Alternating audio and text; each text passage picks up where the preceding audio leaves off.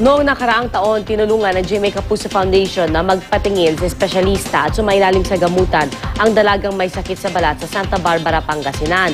At sa ilang buwang pag-inom ng gamot, bumuti naman ang kondisyon ng pasyente pero tumigil daw sa pagdulog sa doktor ang dalaga para sa kanyang sakit. Balita hatid ni Jamie Santos. July 2013 nang unang maibalita sa Kapusong Totoo segment ng 24 oras ang kalunos-lunos na lagay ng dalaga. Dahil sa mga iniindang sugat sa buong katawan, maghapon at magdamag ng nagkukubli lang siya sa kumot. Nakaratay sa higaan na 3 taon na raw na hindi nakakabangon dahil sa karamdaman. Walang pampagamot ang pamilya ng dalaga kaya sa albularyo unang nagpatingin ng may sakit. Kalauna nagpunta raw sa ospital ang babae at niresetahan siya ng mga gamot kontra leprosy o ketong. Sa tulong ng Kapuso Foundation, nadala ang babae sa isang dermatologist. Si Dr. Grace Beltran ng St. Luke's Medical Center ang tumingin sa mga sugat ng dalaga. Nang unang makita raw ang dalaga, hindi na raw ito makalakad. Puno ng malalaking sugat ang katawan at lagi lang nakahiga. Matapos ang maraming laboratory test, lumalabas sa biopsy na ang skin disease ng dalaga ay tinatawag na Pyoderma gangrenosum. Hindi raw ito nakakahawa pero namamana.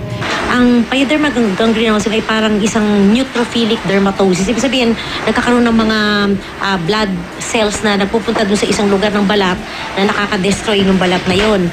Pambihirang skin disease ang Pyoderma gangrenosum. Isa itong autoimmune disease, ibig sabihin nito, inaatake ng sariling immune system ng may sakit ang sarili niyang healthy cells sa tissues. Mahirap at mahabang gamutan daw ang kailangan sa sakit na ito. Sa tulong ng GMA Kapuso Foundation at ni Dr. Beltran ay naipagamot ang dalaga. Nang muling bisitahin ng Kapuso Foundation ang dalaga noong September, matapos ang ilang buwan ng gamutan, kapansin-pansin umigi na ang kanyang lagay. Ang dating mga nagnananang sugat ng dalaga nagsimula ng matuyo, maghilom at napigilan pa ang pagkalat. Mula rin sa pagkaratay na numbalik ang sigla sa katawan ng dalaga. Nakatayo na rin siya at muling nakakatulong sa mga gawaing bahay.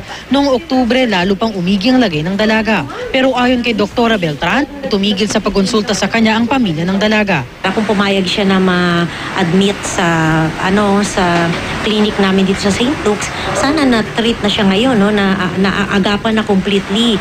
Kasi nga hindi nga siya nagpatuloy ng treatment, kaya baka bumalik na naman siya sa dati. Jamie Santos, GMA News.